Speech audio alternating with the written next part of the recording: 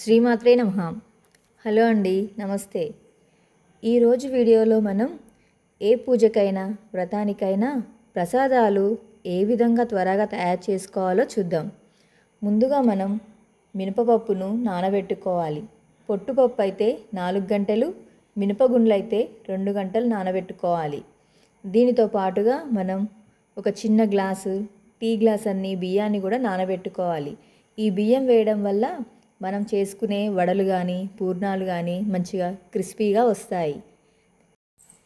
ఈ విధంగా మనం శుభ్రం చేసుకున్న మినప్పప్పును మిక్సీ జార్లో వేసి సాఫ్ట్గా రుబ్బుకోవాలి. ఇలా రుబ్బుకున్న పిండిని మనం 2 భాగాలుగా చేసుకొని ఒక భాగాన్ని మనం వడలు చేసుకోవడానికి ఉపయోగించుకోవాలి.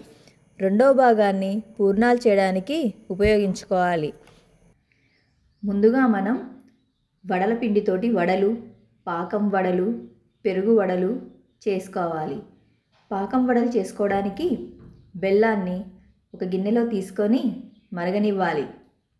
మరిగిన బెల్లం పాకంలో వేడివేడి వడలను వేస్తే ఆ వడలు పానకాన్ని చక్కగా పీల్చుకుంటాయి, చాలా టేస్టీగా ఉంటాయి.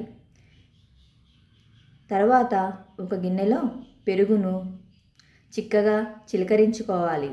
ఈ విధంగా చిలకరించుకున్న పెరుగులో మిగిలిన వడలు కొన్ని వేసి అందులో తాలింపు వేసుకోవాలి. తాలింపుకు ఆవాలు, జీలకర్ర, ఎండుమిర్చి, శనగపప్పు వేసుకొని మనం తాలింపునైతే వేసుకోవాలి. ఇప్పుడు మనకు 3 రకాల నైవేద్యాలు సిద్ధమయ్యాయి. అవి వడలు, పాకం వడలు, పెరుగు వడలు. పూర్ణాలు, బొబ్బట్ల కోసం కుక్కర్లో శనగపప్పు వేసుకొని 4 విజిల్స్ వచ్చేంత వరకు ఉడికించుకోవాలి. ఇలా ఉడికించిన పప్పులో సరిపడా బెల్లం, యాలకులు వేసి మళ్ళీ స్టవ్ మీద పెట్టి మిశ్రమం అంతా దగ్గరగా అయ్యి ఉండలు వచ్చేంత వరకు ఉడికించుకోవాలి. మనం ముందుగా పక్కకు పెట్టుకున్న మినపపిండితో పూర్ణాలు వేసుకోవాలి. అలాగే బొబ్బట్ల కోసం మైదా లేదా గోధుమ పిండిని 1 గంట ముందు పిండి కలుపుకొని నూనె లేదా నెయ్యితో నాననివ్వాలి. మనం ఇంతకుముందు పూర్ణాల కోసం చేసిన మిశ్రమంలో సగం మిశ్రమం మనం బొబ్బట్లకు తీసుకోవాలి. ఈ విధంగా చేసుకున్న బొబ్బట్లను 2 వైపులా నెయ్యితో కాల్చుకోవాలి. ఇప్పుడు మరొక 2 రకాల నైవేద్యాలు రెడీ అయ్యాయి. వడపప్పు, రవ్వ కేసరి, పరమాన్నం. పెసరపప్పును 1 గంట ముందు నానబెట్టి తర్వాత శుభ్రంగా కడిగి వడగట్టుకొని అమ్మవారికి పెట్టే ముందు వడపప్పులో బెల్లం ముక్క పెట్టి నివేదించాలి. రవ్వ కేసరి కోసం రవ్వను నెయ్యిలో దోరగా బ్రౌన్ కలర్ వచ్చేంత వరకు వేయించుకొని ఒక గిన్నెలోకి తీసుకోవాలి.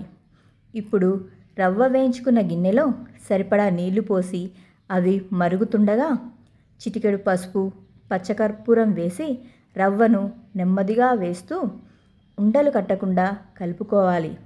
ఆ తర్వాత సరిపడ పంచదార వేయాలి. ఆఖరిలో నెయ్యి అలాగే డ్రై ఫ్రూట్స్ వేయాలి. పరమాన్నం కోసం ఒక పాత్రలో ఆవు పాలు పోసి మరగనివ్వాలి. అలా మరిగిన పాలలో 1 గ్లాస్ కడిగిన బియ్యాన్ని వేసి చక్కగా ఉడికించి తీపికి సరిపడా బెల్లం వేసి ఆఖరిలో యాలకుల పొడి, పచ్చకర్పూరం, వేయించిన డ్రై ఫ్రూట్స్ వేయాలి. ఇక్కడ పరమాన్నం చల్లారిన తర్వాత కూడా గట్టిపడకుండా ఉండాలంటే ఎక్కువ పాలు, తక్కువ బియ్యంతో పరమాన్నం వండాలి. మరో 3 రకాల నైవేద్యాలు రెడీ అయినట్లు. పులిహోర, గుడాన్నం, దద్దోజనం కోసం అన్నాన్ని వండుకొని 3 భాగాలుగా చేసుకోవాలి. ఎందుకో మీకే తర్వాత అర్థమవుతుంది. మొదటి భాగం అన్నంలో ఆవు పెరుగు, ఉప్పు వేసి కలుపుకొని తాలింపు పెట్టుకోవాలి. ఈ తాలింపు కోసం నూనె, ఆవాలు, జీలకర్ర, శనగపప్పు, మిరియాల పొడి, ఎండుమిర్చి వేసి వేయించుకొని పెరుగన్నంలో వేసుకుంటే దద్దోజనం రెడీ అవుతుంది. ఇప్పుడు రెండవ భాగం అన్నం పులిహోర కోసం అదే కడాయిలో కొద్దిగా నూనె పోసుకొని పల్లీలు, పచ్చిమిరపకాయలు, ఆవాలు, జీలకర్ర, శనగపప్పు, మిరియాల పొడి, చిటికెడు మెంతి పొడి, ఎండుమిర్చి, కరివేపాకు, పసుపు వేసి వేయించుకున్న తర్వాత ఆ మిశ్రమాన్ని అలాగే నిమ్మరసం, సరిపడ ఉప్పు వేసి అన్నంకి పట్టేలా కలుపుకోవాలి. ఇక మూడవ భాగం అన్నం గుడాన్నం కోసం. అది ఎలా చేయాలంటే ఒక గిన్నెలో బెల్లం, నీళ్లు పోసి మరగనివ్వాలి. ఇలా మరుగుతున్న పానకంలో మనం వండుకున్న అన్నాన్ని వేసి చక్కగా ఉడికించుకోవాలి. ఆఖరిలో యాలకుల పొడి, పచ్చకర్పూరం, మధ్య మధ్యలో నెయ్యిని వేస్తూ కలుపుకొని దించుకోవాలి. మరో 3 రకాల నైవేద్యాలు సిద్ధమైనట్లు. అవి దద్దోజనం, పులిహోర, గుడాన్నం.